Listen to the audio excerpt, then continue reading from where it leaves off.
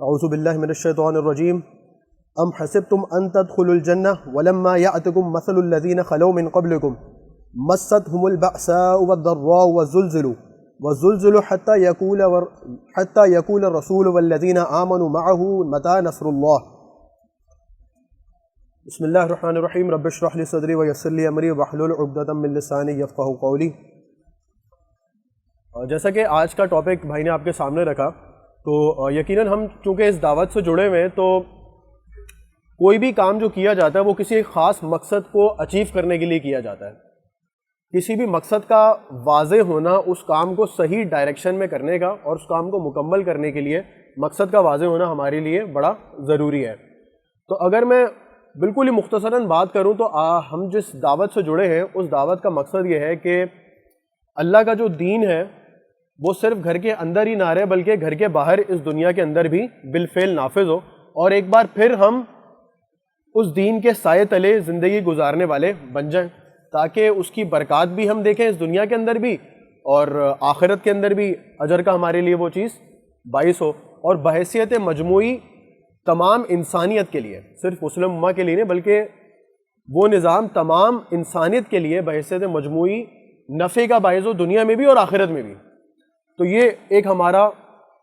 مختصر سا لیکن بہت ہی امپورٹنٹ پرپز ہوتا ہے اس دعوت سے جڑے رہنے کا۔ تو اسلامی نظام کا اس دنیا میں بالفعل نافذ ہونا، اس دنیا میں قیام، یہ ہے مقصد۔ اب اس مقصد کے لیے جب ہم دعوت دیتے ہیں، لوگوں کے پاس جاتے ہیں اور ان کو مختلف اینگل سے کنونس کرنے کی کوشش کرتے ہیں کہ یہ وہ کام ہے جو ہم پر فرض بھی ہے، ہر انڈیویجول پر فرض بھی ہے، اور اس کام کے کرنے کا ایک طریقہ بھی ہے۔ تو یہ دعوت ہم میں سے کئی لوگ ایسے ہیں جو کہ کئی عرصے سے دیتے آ رہے ہیں، کچھ لوگ شاید ابھی جڑے ہوں، لیکن کافی لوگ ایسے ہوں گے جو کافی عرصے سے اس دعوت کو اسی مقصد کے تحت ڈیلیور کر رہے ہیں اور لوگوں سے ملنے جا رہے ہیں۔ لیکن اس مقصد کو اگر میں دیکھوں اور اس کا رزلٹ دیکھوں، تو اگر صرف سرسری نگاہ میں ڈالوں اس کے اوپر، تو ہم سب اس بات کے اوپر گواہی دیں گے کہ جو ہمارا مقصد ہے اسلامی نظام کا قیام، یعنی خلافت کا قیام، وہ ہمیں رزلٹ میں تو نظر نہیں آ رہا ابھی۔ یہ جو پرپز ہے ایگزیکٹ اگر میں اس کی بات کروں، ہمیں یہ نظر نہیں آ رہا۔ پھر جب ہم اس سے جڑی ہوئی محنتوں کو دیکھتے ہیں تو یقیناً ایک سوال ہمارے ذہن میں آتا ہے، یار یہ آخر کیا وجہ ہے جو کہ یہ جو رزلٹ ہے اس کا، جو ہمارا مطلوبہ نتیجہ ہے وہ حاصل نہیں ہو رہا۔ جب یہ سوال ذہن میں آتا ہے اور محنتیں ہم دیکھتے ہیں تو ایک دماغ میں یہ بات بھی آتی ہے کہ یار ہو سکتا ہے ہماری کسی میتھڈالوجی میں کوئی فرق ہو،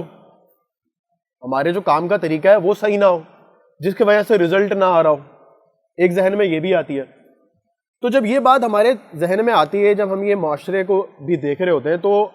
عمومی طور پر ایک عام انسان کے ذہن میں ایک خیال آتا ہے کہ یہ کیا وجہ ہے کہ ہمارا جو مطلوبہ ہدف ہے وہ حاصل نہیں ہو پا رہا، اور جب یہ وجہ ہمارے سامنے کلیئر نہیں ہوتی تو ہم پھر کہیں نہ کہیں کسی درجے میں تھوڑی بہت مایوسی کا بھی شکار ہو جاتے ہیں، اور وہاں پر پھر یہ سوال جنم لیتا ہے کہ یار یہ بات تو ٹھیک ہے کہ رسول صلی اللہ علیہ وسلم کی بشارت ہے کہ خلافت نے تو آنا ہی ہے، یہ بات تو درست ہے، اس پہ کسی کو کوئی شک نہیں، لیکن کیا فی الحال ہم کچھ ایسا کام کر سکتے ہیں جس سے کچھ تو فائدہ ہو، کچھ تو اور کر لیں، کوئی تو ایسی چیز ہو جس کا ٹینجیبل رزلٹ مجھے نظر آ رہا ہو۔ ٹینجیبل رزلٹ سے میری مراد بڑی واضح ہے کہ جیسا کہ ہمارا مقصد خلافت ہے، تو اسی طرح کوئی ایسا کام ہم کر رہے ہو کہ جس کا کوئی ٹینجیبل رزلٹ، کوئی فزیکل رزلٹ نظر آ رہا ہو، تاکہ ہم تسلی حاصل کر سکیں کہ یار ہم نے کچھ تو کر لیا۔ ٹھیک ہے، تو یہ ایک سوال نیچرل ہے جو ذہن میں آتا ہے۔ انشاءاللہ اسی کو ہم آج تھوڑا ڈیٹیل میں ڈسکس کرنے کی اور سمجھنے کی کوشش کریں گے کہ فی الحال ہم آخر کیا کریں۔ تو اب اس سوال کا جواب جاننے کے دو طریقے ہیں، غور کر لیں، دو طریقے ملیں گے۔ ایک طریقہ تو یہ ہے کہ ہم آپس میں بیٹھے ہوئے لوگ ہیں، ماشاءاللہ سب سوچنے بچارنے والے لوگ ہیں، ہم اپنے اپنے طور پہ دماغوں میں سوچتے ہیں کہ ہم کیا کر سکتے ہیں، ٹھیک ہے، اور کلیکٹیولی بھی ڈسکس کر لیں گے، کوئی نہ کوئی منصوبہ ہمارے ذہن میں آ ہی جائے گا۔ ایک طریقہ تو یہ ہے، لیکن جیسا کہ ہم لوگ سب جانتے ہیں کہ ہم سب مختلف بیک گراؤنڈس کے لوگ ہیں، ہماری پرورش مختلف ہے، ہمارے مزاج مختلف ہے، ہمارا مطالعہ مختلف ہے، ایسا ہی ہے نا؟ تو ایسا ہو نہیں سکتا کہ سارے اگر سوچیں اور سب ایک ہی سولوشن کی طرف آ جائیں، یعنی ہر بندہ کوئی نہ کوئی مختلف سولوشن شاید لے کر سامنے پیش کر دیں. ایک طریقہ تو یہ ہے. لیکن اس طریقے میں جو ایک ڈرا بیک نظر آ رہا ہے وہ یہی کہ ہم شاید متفق ہو کے کسی ایک فیصلے پر نہ پہنچ سکیں. اور اس کی واضح مثال ہم اپنے حکومتی نظاموں میں بھی دیکھتے ہیں اور اپنے روزمرہ کی زندگی میں بھی دیکھتے ہیں کہ اس طرح اگر لوگوں پہ چھوڑا جائے تو فیصلہ کرنا کافی مشکل ہو جاتا ہے. اور چلو اگر فیصلے پر آ بھی جائیں تو یہ بھی نہیں پتا ہوتا کہ اس کا رزلٹ پازیٹیو آئے گا کہ نہیں آئے گا. اور اگر رزلٹ مطلوبہ آ بھی جائے تو یہ نہیں پتا ہوگا کہ وہ اللہ کے راستے میں کوشش قبول ہوگی کہ نہیں ہوگی. یہ پرابلمس اس سوچ کے ساتھ، اس طریقے کے ساتھ جڑی رہیں گی. جبکہ دوسرا جو پرسپیکٹیو ہے وہ یہ کہ ہم جب اپنی عقلوں کو ناقص مان چکے ہیں کہ ہم مکمل، ہم میں سے کوئی بھی نہیں ہے، ہم تمام حالات کا احاطہ نہیں کر سکتے، اور ہم اپنے دماغوں سے یہ بھی نہیں سوچ سکتے کہ کس بات پہ اجر ہے، کس بات کا رزلٹ ہے، تو بیٹر اپروچ یہ ہے کہ کیوں نہ شریعت کی طرف، وحی کی طرف رجوع کیا جائے. اور وحی کی طرف جب ہم رجوع کریں گے تو جس میں قرآن، سنت، سیرت کو جب مطالعہ کریں گے، جب دیکھیں گے تو ہمیں یہ بات واضح ہو جائے گی کہ بھائی اس کا سولوشن کیا ہے. اور یہ میں کیوں کہہ رہا ہوں واضح ہو جائے گی، کیونکہ یہ بھی ہمارا ایمان ہے کہ اللہ تعالیٰ نے شریعت کے اندر ہر اس مسئلے کا، ہر اس سوال کا جواب اتارا ہے جو بنی نوع انسان کو بحیثیت مجموعی ایک پیش آ سکتا ہے. تو جب اس دوسرے والے طریقے پہ ہم رجوع کرتے ہیں اور اس میں ڈیٹیل میں جاننے کی کوشش کرتے ہیں، تو اب ہمارا مقصد یہ ہونا چاہیے کہ ہم دیکھیں کہ ہمارے لیے جو بیسٹ اگزامپل ہے وہ ہے رسول اللہ صلی اللہ علیہ وسلم کی اگزامپل، صحابہ کی اگزامپلس. تو ہم دیکھتے ہیں کہ رسول صلی اللہ علیہ وسلم کی زندگی میں اور صحابہ کی زندگی میں کیا ایسی سچویشن آئی ہے جب حالات بہت بلیک لگ رہے ہوں، جب حالات بہت ہی مایوس کن لگ رہے ہوں، یا کچھ رزلٹ آتا ہوا نظر نہ آ رہا ہو. تو اگر تو ایسا نہیں ہے تو پھر تو شاید ہمیں جواب نہ مل پائے. لیکن چونکہ ہم سرسری طور پہ یہ بات بھی جانتے ہیں کہ کچھ واقعات ایسے ہیں جو بڑے مشکل دور صحابہ اور رسول صلی اللہ علیہ وسلم پر پیش آیا ہے، تو ایسی سچویشن اگر ان کے پاس بھی پیش آئی ہے کہ حالات بہت بلیک لگ رہے ہوں، کچھ سمجھ میں نہیں آ رہا ہو، مطلب رستہ نظر نہ آ رہا ہو، اندھیرا ہو سامنے، رزلٹ نہ مل رہا ہو، مطلوبہ نتیجہ نہ مل رہا ہو، تو ایسے میں رسول صلی اللہ علیہ وسلم کا کیا اسوہ تھا. کیونکہ اس کا ایک بڑا امپورٹنٹ فائدہ ہے کہ اگر ہم اس اسوہ کو جو فالو کر لیتے ہیں تو اس میں اللہ تعالیٰ سے جو اجر ہے وہ تو یقینی ہے. ایسا ہے کہ نہیں ہے؟ اجر یقینی ہے. تو آج ہم انشاءاللہ تعالیٰ کچھ سیرت کے واقعات کو، صحابہ کے کچھ واقعات کو ہم دیکھیں گے، اور ہم دیکھیں گے کہ وہ کیا سچویشن تھی، کیا وہ ایسی سچویشن جو آج ہم شاید فیس کر رہے ہیں کیا ان کے دور میں بھی تھی، اور اگر تھی تو انہوں نے ایکشن کیا لیے. تو یہ انشاءاللہ تعالیٰ ہم کچھ چھوٹے چھوٹے چنکس میں واقعات کو ڈسکس کریں گے. رسول صلی اللہ علیہ وسلم کو جب نبوت ملی 40 سال کی عمر میں، تو اس کے بعد آپ صلی اللہ علیہ وسلم نے دعوت دینی شروع کی. لیکن اس سے پہلے کی اگر زندگی میں اگر ہم سب جانتے ہیں کہ آپ صلی اللہ علیہ وسلم کے کیا وہ ٹریٹس تھے جو مکہ کے معاشرے میں مشہور تھے، تو وہ ٹریٹس بھی ہم سب جانتے ہیں کہ آپ صلی اللہ علیہ وسلم صادق اور امین کے طور پہ جانے جاتے تھے. خانہ کعبہ میں حجر اسود لگانے کا مسئلہ پیش آیا اور نوبت یہاں تک آ سکتی تھی کہ لوگوں کے درمیان، قریش کے سرداروں کے درمیان مطلب بہت ہی بری سچویشن کریٹ ہو سکتی تھی، لڑائی کی نوبت آ سکتی تھی. تو انہوں نے فیصلہ کیا کہ بھائی جو صبح پہلا شخص یہاں داخل ہوگا وہ جو فیصلہ کرے گا اس کی مانیں گے. تو جب پہلے شخص رسول اللہ صلی اللہ علیہ وسلم داخل ہوئے تو سب مطمئن ہو گئے. اس کون لوگ کھڑے میں آپ ذرا غور کریں، وہ سرداران جو لڑنے مرنے کے لیے تیار ہیں کہ ہم لگائیں گے. تو جب آپ صلی اللہ علیہ وسلم داخل ہوئے تو وہ سب مطمئن ہو گئے کہ یار اب یہ جو فیصلہ کریں گے وہ درست ہوگا. ہم اس کی ڈیٹیل میں نہیں جا رہے وہ کیا فیصلہ تھا، لیکن یعنی آپ صلی اللہ علیہ وسلم کی جو حیثیت تھی مکہ کے معاشرے کے اندر وہ ایسی تھی کہ ایک طرف تو صادق اور امین، دوسری طرف اگر تنازع ہو رہا ہے تو فیصلہ بھی کس کا لیا جا رہا ہے؟ آپ صلی اللہ علیہ وسلم کا. لیکن موونگ فارورڈ اگر ہم 40 سال کے بعد جب آپ صلی اللہ علیہ وسلم کو نبوت ملی، آپ صلی اللہ علیہ وسلم نے دین کی تبلیغ شروع کی، تو پھر ہم کچھ واقعات دیکھتے ہیں کہ سینیریو بالکل ہی چینج ہو جاتا ہے. سینیریو کیا ہو جاتا ہے کہ مکہ کے وہ لوگ جو آپ صلی اللہ علیہ وسلم کو صادق اور امین کہہ رہے ہوتے ہیں، ان کے فیصلے مان رہے ہوتے ہیں، یکدم ان کی مخالفت شروع ہو جاتی ہے. اور مخالفت بھی صرف زبانی نہیں ہوتی بلکہ مختلف انداز سے، یوں کہنا چاہیے کہ محاذ کھڑے ہو جاتے ہیں آپ صلی اللہ علیہ وسلم کے اگینسٹ میں. اگر ان محاذ کے اوپر میں تھوڑی تھوڑی چیتا آپ کے سامنے مثالیں رکھوں، تو جیسے کہ ایک طریقہ جو کفار مکہ یوز کرتے تھے وہ یہ کرتے تھے کہ تحقیر، تمسخر اڑانا، مذاق اڑانا، ہنسی بنانا آپ صلی اللہ علیہ وسلم اور جو آپ صلی اللہ علیہ وسلم پر ایمان لانے والے تھے ان کے ساتھ یہ تحقیر کا معاملہ ان کی طرف سے پیش آتا تھا، قریش مکہ کی طرف سے۔ تو جیسا کہ اللہ تعالیٰ نے قرآن مجید میں بھی فرمایا، اس ہنسی اور تحقیر کے جواب میں اللہ تعالیٰ نے قریش مکہ کا قول نقل کے بتایا کہ وہ کیا کہتے ہیں، اعوذ باللہ من الشیطان الرجیم وقالوا یا ایھا الذی نزل علیہ الذکر انک لمجنون، کہ وہ کہتے ہیں کہ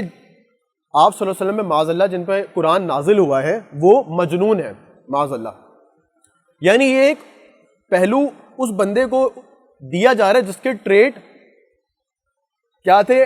ایکسیپٹڈ تھے کہ یار یہ بندہ صادق اور امین ہے، اس کو اب کیا کہا جا رہا ہے، مجنون کہا جا رہا ہے۔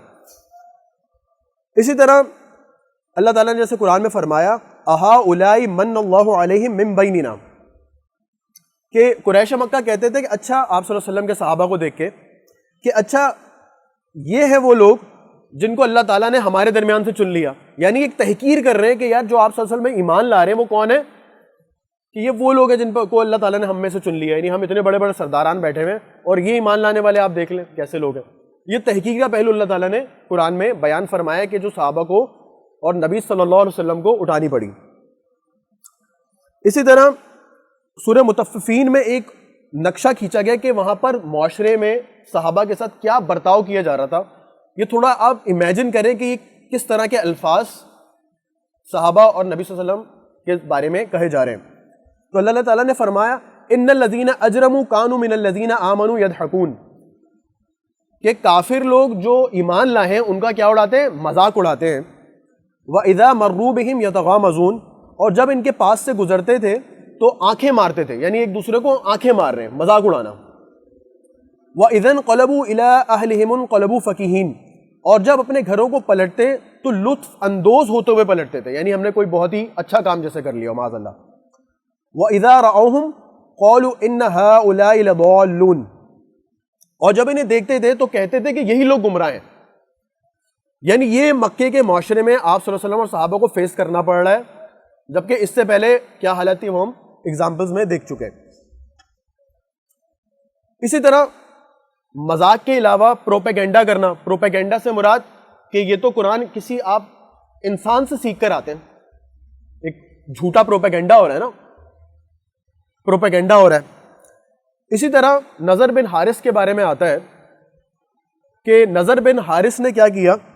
کہ نبی صلی اللہ علیہ وسلم چونکہ قرآن سناتے تھے تو اس بندے نے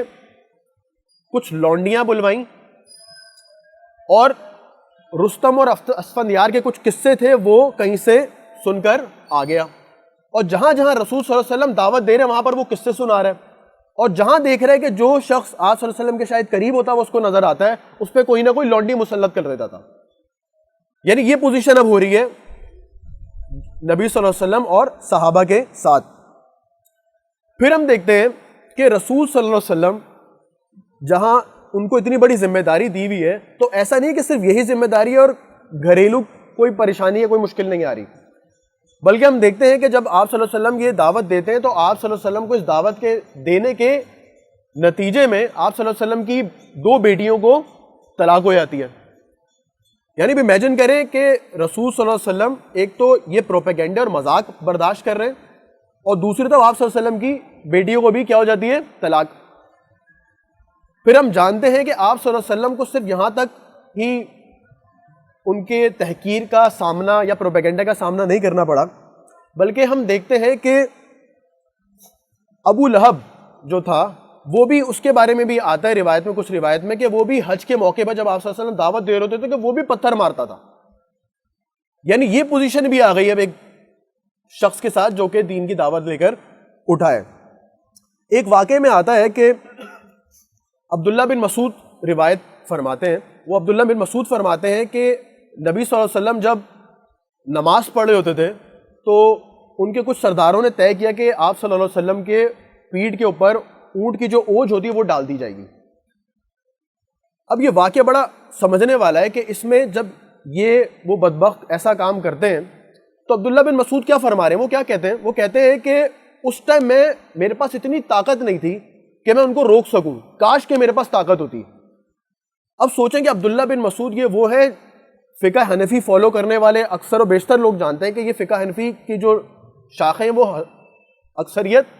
عبداللہ بن مسعود سے جڑی ہوئی ہیں۔ یعنی عبداللہ بن مسعود جیسی شخصیت کے سامنے آپ صلی اللہ علیہ وسلم کے ساتھ یہ عمال ہو رہے ہیں، اور عبداللہ بن مسعود کی کیا حالت ہوگی؟ ہم جانتے ہیں آپ صلی اللہ علیہ وسلم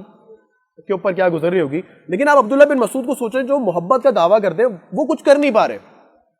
یعنی وہ بالکل بے بس ہیں، ان کو سمجھ ہی نہیں آ رہا کہ یار اب میں اس کا کس طرح ریٹیلیٹ کروں، میرے پاس اتنی طاقت نہیں ہے۔ کچھ صحابہ کے بارے میں ہم جانتے ہیں کہ ان کو مارا بھی گیا، جس میں ابو ذر غفاری بھی ہیں، حضرت ابو بکر صدیق رضی اللہ عنہ یہ بھی ہیں، یعنی یہ مارا بھی جا رہا ہے، ان بیلوڈ پروفٹ صلی اللہ علیہ وسلم کو بھی ظلم کا نشانہ بنایا جا رہا ہے، اس طرح کی جو گھٹیا قسم کی حرکتیں یہ بھی کی جا رہی ہیں۔ یعنی یہ سچویشن ہے صحابہ کی، ہم سوچ سکتے ہیں کہ اس ٹائم وہ لوگ کس پوزیشن میں، ان کے دل پر کیا گزر رہی ہوتی ہے۔ اسی طرح آپ صلی اللہ علیہ وسلم کے پاس جب آپ صلی اللہ علیہ وسلم کی دعوت، آپ صلی اللہ علیہ وسلم اس دعوت دینے سے نہیں رکے، تو پھر ولید بن مغیرہ کے بارے میں آتا ہے کہ ولید بن مغیرہ کو سارے سرداران بولتے ہیں کہ آپ جاؤ، تم جاؤ اور جا کے آپ صلی اللہ علیہ وسلم کو کچھ کمپرومائز پہ لے کر آؤ۔ تو ولید بن مغیرہ جب جاتا ہے، وہ جا کے کیا کہہ رہا ہوتا ہے؟ وہ کہتا ہے آپ صلی اللہ علیہ وسلم کو کہ ہم بھائی ایسا کرتے ہیں کہ ایک سال ہم آپ کے خدا کی عبادت کرتے ہیں اور اگلے سال آپ ہمارے خدا کی عبادت کریں۔ اب اگر ایک آج کا بندہ اگر کوئی سوچے تو شاید اس کو یہ بیسٹ اپورچونٹی لگے گی کہ یار ایک سال کا وقت مل گیا، کچھ تو ہو گیا۔ اب ایک سال میں چونکہ یہ لوگ بھی تنگ نہیں کریں گے، اب ہم کھل کے دین کی دعوت پھیلاتے ہیں، ایزی ہو گیا نا۔ لیکن ہم دیکھتے ہیں کہ اللہ تعالیٰ سورہ قلم کی آیت اتارتا ہے، اور سورہ قلم کی آیت نمبر 9 میں اللہ تعالیٰ فرماتا ہے وَدُّوا لَوْ تُدْهِنُوا فَيُدْهِنُونَ۔ تدہنو سے مراد ہے تھوڑا نرم پڑنا، ٹھیک ہے؟ تو ترجمہ کیا ہے کہ یہ لوگ، اللہ تعالیٰ فرماتے ہیں کہ یہ لوگ چاہتے ہیں کہ تم تھوڑا نرم پڑو تو یہ بھی نرم پڑ جائیں۔ کمپرومائز، تدہنو از کمپرومائز۔ لیکن ہم دیکھتے ہیں کہ اللہ تعالیٰ نے جیسی ہی آیت نازل فرمائی تو آپ صلی اللہ علیہ وسلم نے اس بات پہ کوئی کمپرومائز نہیں کیا، بلکہ اسی بات پہ قائم رہے کہ جو دعوت دین کی درست ہے اسی دعوت کو میں آگے پیش کروں گا۔ اس آیت میں صرف اس سیرت کو پڑھ کے اور ہم سبحان اللہ کہہ دینے والا نہیں حساب کتاب ہے، یہ آیت ہم جانتے ہیں یہ قرآن ہی پورا ہر دور کے لیے ہے نا، قیامت تک کے لوگوں کے لیے، تو صرف اس آیت کو ہی لے لیں تو آج ہم اپنی ریئلٹی میں دیکھ سکتے ہیں کہ کئی دفعہ ہمیں ایسے مواقع ملتے ہیں جب ہم سوچتے ہیں یار شاید یہ تو بہت بڑا ہدف ہے، ہم یہ چھوٹا ہدف تو طے ہو سکتا ہے۔ ہم سب اپنی اپنی ریئلٹی میں وہ اگزامپل ذہن میں لا سکتے ہیں کہ ہمارے ذہن میں کیا آ رہا ہوتا ہے کہ یار یہ اگر نہیں ہو رہا تو کم از کم یہ تو کر دیں۔ تو یہ آج کے دور کے لیے بھی ویلڈ ہے کہ اللہ تعالیٰ لیکن یہاں پر آپ کو وارن کر رہے ہیں کہ یہ چاہتے ہیں تم بھی نرم پڑو تاکہ یہ لوگ بھی تھوڑے نرم پڑ جائیں، لیکن رسول صلی اللہ علیہ وسلم اس بات پر نرم نہیں پڑتے۔ اور ہم دیکھتے ہیں کہ اسی طرح پھر مختلف اوقات میں مختلف ٹائمز پر ڈفرینٹ جو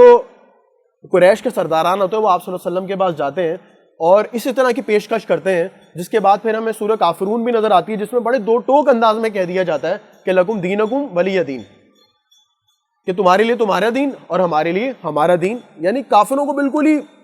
کوئی کمپرومائز کی سچویشن یہاں پر ہمیں نظر نہیں آتی۔ اچھا یہ صرف نبی صلی اللہ علیہ وسلم کے ساتھ نہیں ہے بلکہ صحابہ کے بھی کچھ یہی پوزیشن ہے۔ ہم دیکھتے ہیں مصعب بن عمیر، مصعب بن عمیر ایک کہتے ہیں نا کہ آج کے دور میں ایک بہت ہی امیر کبیر گھرانے کے اور بہت ہی لاڈ پیار میں پڑے ہوئے، جب وہ دین قبول کرتے ہیں تو ان کی جو والدہ ہوتی ہیں وہ ان کا کھانا پینا بند کر دیتی ہیں۔ یہاں پر یہ بھی شاید سوچ سکتے تھے کہ یار چلو تھوڑا بہت کمپرومائز کر دو، یا تو کھانا پینا بند ہو گیا تو میں تو کچھ بھی نہیں کر پاؤں گا۔ آگے چلیں آپ حضرت خباب بن ارد کا واقعہ دیکھیں۔ جیسے میں نے شروع میں ایک آیت بھی تلاوت کی کہ حضرت خباب ایک دفعہ رضی اللہ تعالیٰ عنہ آپ صلی اللہ علیہ وسلم کے پاس جاتے ہیں، آپ صلی اللہ علیہ وسلم خانے کعبہ میں بیٹھے ہوتے ہیں، تو آپ صلی اللہ علیہ وسلم کو وہ جا کے بتاتے ہیں کہ بولتے ہیں کہ یا رسول اللہ اللہ کی مدد کب آئے گی؟ یعنی یہ پوزیشن ہے کہ صحابہ جا کے پوچھ رہے ہیں اللہ کی مدد کب آئے گی. آپ صلی اللہ علیہ وسلم اٹھ کے بیٹھ جاتے ہیں اور پھر آپ صلی اللہ علیہ وسلم فرماتے ہیں کہ تم سے جو پہلے کے لوگ تھے, یہ بخاری میں پھر روایت پوری ڈیٹیل میں آتی ہے, کہ تم سے جو پہلے کے لوگ تھے ان کو تو اس سے بھی زیادہ آزمایا گیا. اور پھر آپ صلی اللہ علیہ وسلم مثالیں دیتے ہیں کہ ان کے سر پہ آرا رکھا جاتا تھا اور مار دیا جاتا تھا. لوہے کی کنگھیاں جو ہوتی ہیں وہ ان کے جسم میں اس طرح پھیری جاتی تھیں کہ وہ گوشت ہوتے ہوئے ہڈیوں تک پہنچ جاتی تھیں. تو یہ سچویشنز ان کے سامنے آئی ہے. اور ایک اور روایت میں, بخاری کی روایت میں یہ الفاظ آتے ہیں کہ مگر تم لوگ جلدی مچا رہے ہو. یعنی آپ صلی اللہ علیہ وسلم نے خباب بن ارت کو اس پوزیشن میں بھی کہا کہ تم لوگ کیا کر رہے ہو, جلدی مچا رہے ہو. ہم اپنے بیک گراؤنڈ میں رکھتے ہیں حضرت بلال کے ساتھ کیا واقعہ پیش آ رہا ہے, حضرت عمار بن یاسر کے ساتھ کیا سچویشن ہے, کہ عمار بن یاسر کی وہ سچویشن ہو جاتی ہے کہ وہ مجبور ہو جاتے ہیں کہ آپ صلی اللہ علیہ وسلم کے بارے میں برے الفاظ کہیں, جس کے بعد وہ روتے ہوئے آپ صلی اللہ علیہ وسلم کے پاس جاتے ہیں اور پھر اللہ تعالیٰ قرآن میں نازل فرماتا ہے کہ جو اس طرح کی سچویشن میں کہا گیا تو وہ اللہ کی طرف سے معاف ہے. تو یہ سچویشن صحابہ بھی فیس کر رہے ہیں کہ یار ان کو مجبوراً نبی صلی اللہ علیہ وسلم کے لیے کچھ کہنا پڑ رہا ہے. تو یہ ایک ہم دیکھتے ہیں کہ واقعات, حالات و واقعات ہیں آپ صلی اللہ علیہ وسلم کے ساتھ اور صحابہ کے ساتھ. اور حضرت خباب بن ارت کے اس واقعے پہ اللہ تعالیٰ قرآن میں آیت بھی نازل فرماتا ہے جو ہم نے ابھی شروع میں پڑھی تھی کہ ام حسبتم ان تدخلوا الجنہ ولما یأتکم مثل الذین خلو من قبلکم, کیا تم گمان کیے بیٹھے ہو کہ جنت میں چلے جاؤ گے حالانکہ اب تک تم پر وہ حالات نہیں آئے جو تم سے اگلوں پر آئے تھے. مستہم البأساء والضراء وزلزلوا حتى يقول الرسول والذین آمنوا معه متى نصر اللہ. انہیں بیماریاں اور مصیبتیں پہنچی اور وہ یہاں تک جھنجھوڑے گئے کہ رسول اور ان کے ساتھ کے ایمان والے کہنے لگے کہ اللہ کی مدد کب آئے گی. یعنی یہ سچویشن ہے,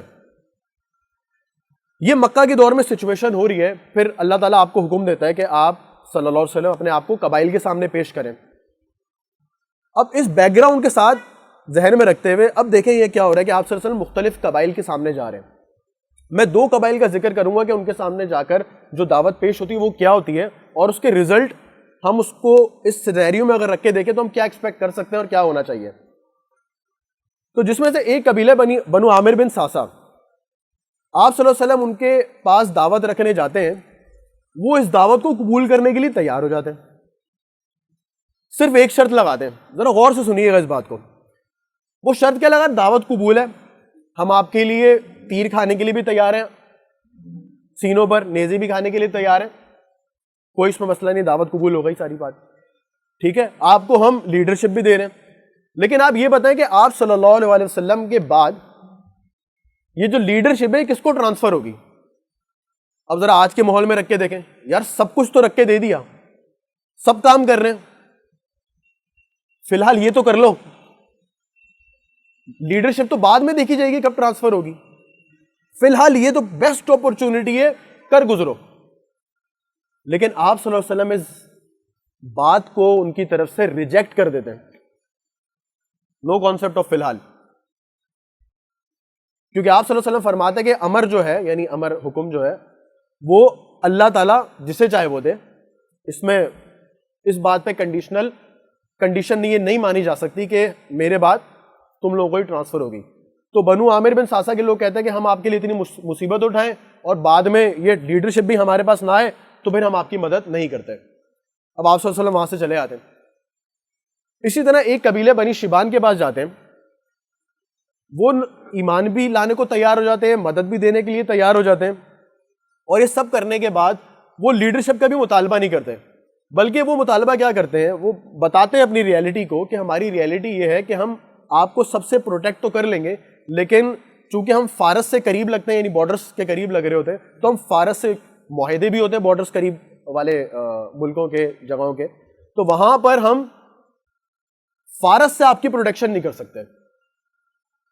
لیکن نبی صلی اللہ علیہ وسلم کو چونکہ کلیئر ہے کہ دین تو اینڈ تک جانا ہے نا, فارس میں بھی جانا ہے, روم میں بھی جانا ہے, اور ہم نے دیکھا یہ بعد میں گیا بھی, تو یہاں پر بھی سچویشن ایسی نظر آتی کہ یار یہاں تو یہ تو لیڈرشپ بھی نہیں مانگ رہے, تو فی الحال تو یہ قبول کریں, بعد میں دیکھا جائے گا. لیکن اس واقعے کو بھی ہم اگر دیکھیں تو آپ صلی اللہ علیہ وسلم اس سپورٹ کو بھی, اس کنڈیشنل سپورٹ کو بھی ریجیکٹ کر دیتے ہیں, قبول نہیں کرتے. تو بیک گراؤنڈ میں اگر اتنی ساری مصیبتیں آ رہی ہیں کہ صحابہ تک بول رہے ہیں کہ اللہ کی مدد کب آئے گی, اب اتنی بڑی اپورچونٹی جو بظاہر لگ رہی ہے, لیکن یہ اپورچونٹی کو بھی اس کنڈیشنز کی وجہ سے اللہ کے رسول صلی اللہ علیہ وسلم ذرا سا بھی کمپرومائز نہیں کرتا. ان پر کوئی ایکسیپشن یا کمپرومائز والی سچویشن ہمیں نظر نہیں آتی. یہ پوزیشن ہے اوور آل نبی صلی اللہ علیہ وسلم کی اور صحابہ کی کرام کی. اب اگر ہم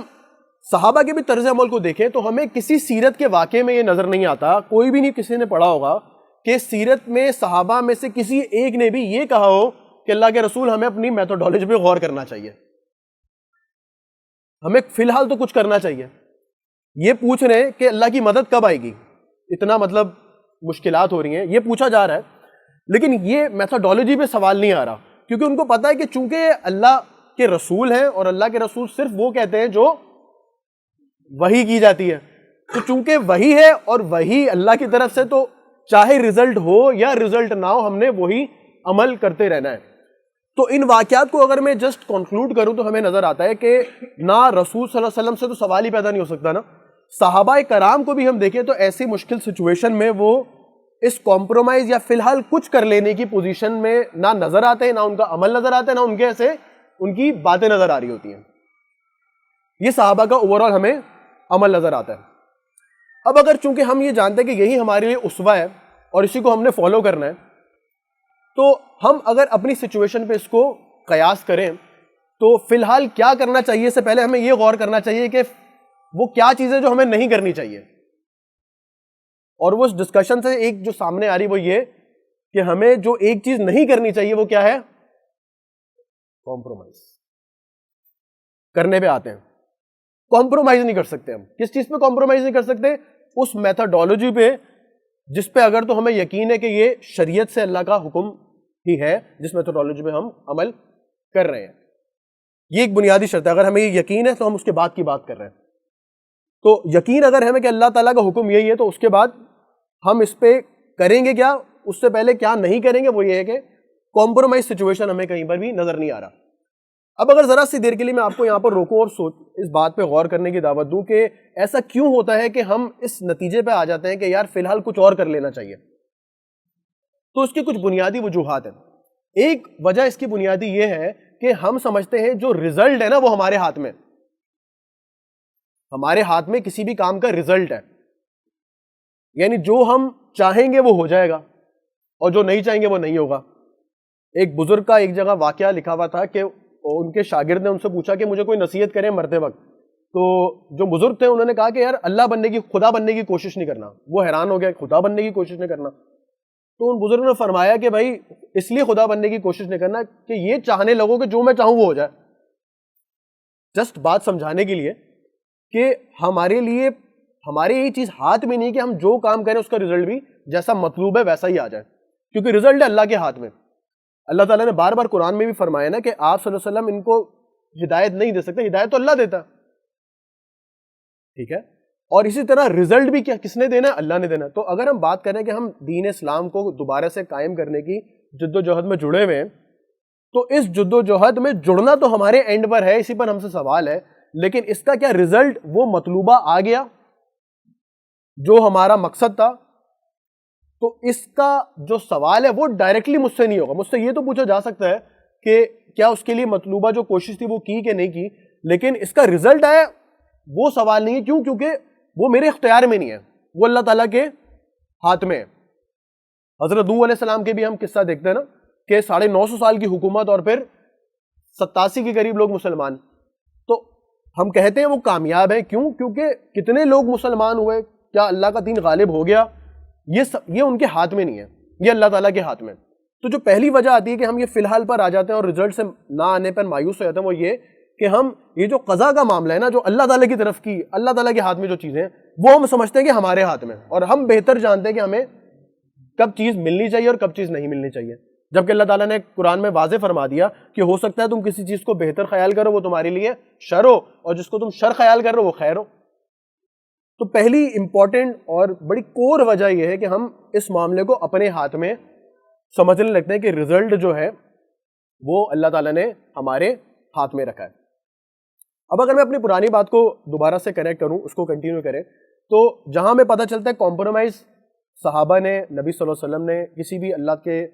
حکم پہ جو میتھوڈالوجی پہ نہیں کیا, اور آج ہمارے لیے بھی یہی اسوہ ہے کہ اگر ہم میتھوڈالوجی کو قرآن و حدیث سے شریعت سے اخذ شدہ مانتے ہیں تو ہم بھی اس میتھوڈالوجی کو نہ چھوڑیں. لیکن اس میتھوڈالوجی پہ جو فی الحال کرنے والی چیزیں ہیں اس پہ بھی ہمیں غور کرنا چاہیے, اور وہ کرنے والی یہ چیزیں ہیں کہ اس میتھوڈالوجی پر یقین لانے کے بعد اس میتھوڈالوجی کی کوانٹٹی اور کوالٹی کو انکریز کر دیا جائے. تو مثال کے طور پر کہ ہم ایکسپیکٹ شاید کر رہے ہوں کہ یار اتنے دنوں سے اتنے لوگوں کو, دوستوں کو بلا رہے ہیں, اس کو بلا رہے ہیں, فلانے کو بلا رہے ہیں, لیکن 100 بندہ نہیں آ پاتا, تو یہ ذہن میں بات آ سکتی ہے نا. تو ایک اپروچ یہ ہے کہ اس کے بعد ہم مایوس ہو کے بیٹھ جائیں کہ یار کچھ نہیں ہونے والا, یہ بہت دور ہے, کچھ اور کام کرتے ہیں جس کا رزلٹ آئے. ایک اپروچ یہ ہے جس کے بارے میں ہم سمجھ سکتے ہیں کہ وہ اپروچ شاید صحیح ہو, شاید غلط ہو, شاید اجر ملے نہ ملے, کیونکہ ہمیں دماغ سے سوچی ہوئی اپروچ ہوگی نا, وہ صحیح ہے. لیکن دوسری اپروچ یہ ہے کہ میتھوڈالوجی پہ چونکہ ہمیں یقین ہے کہ اللہ کی طرف سے ہے, اور ہمارے یہ بھی ایمان ہے کہ جو طریقہ اللہ اور اس کے رسول نے بتایا اس پہ ایک عمل کر کے ہی کامیابی ہے, چاہے اس کا رزلٹ آئے یا نہ آئے, طریقہ ہم وہی فالو کر سکتے ہیں, اسی پہ اجر ہے, اور اجر کے لیے ساری محنت ہے. تو ہم اس میتھوڈالوجی پہ رہتے ہوئے اس کے کام کی کوانٹٹی اور کوالٹی کو انکریز کریں. تو مثال کے طور پر فوری آئٹمس کیا ہو سکتے ہیں؟ فوری آئٹم یہ ہو سکتے ہیں کہ ہم اگر ہفتے میں 2 لوگوں سے مل رہے ہیں تو ہم اس کے 2 کے 4 بھی کر سکتے ہیں, اور اگر ہم 2 یا 4 یا 3 جتنے بھی لوگوں سے مل رہے ہیں ان کے ساتھ ہم اپنی پلاننگ اور اسٹرانگ کر سکتے ہیں. یعنی ایک ملنا ہوتا ہے کہ بس آج ملنا تھا تو ہم مل لیا, ٹک لگ گیا. ایک یہ ہے کہ میں پورا ہفتہ ایک پلان لے کے چلوں کہ یار میں نے اگر کسی کے سامنے بات رکھنی ہے تو اس کے کیا مسئلے مسائل ہیں, تو اس کے مسئلے مسائل سے ریلیٹڈ بات رکھنی ہے, نہ کہ یہ کہ میں ایک ٹاپک لے کے چل رہا ہوں, جو مل رہا ہے اس کو ڈسکس کر رہا ہوں. تو کوالٹی بڑھا سکتے ہیں ہم, کوانٹٹی جیسے ہم نے بات کی کوانٹٹی بڑھا سکتے ہیں.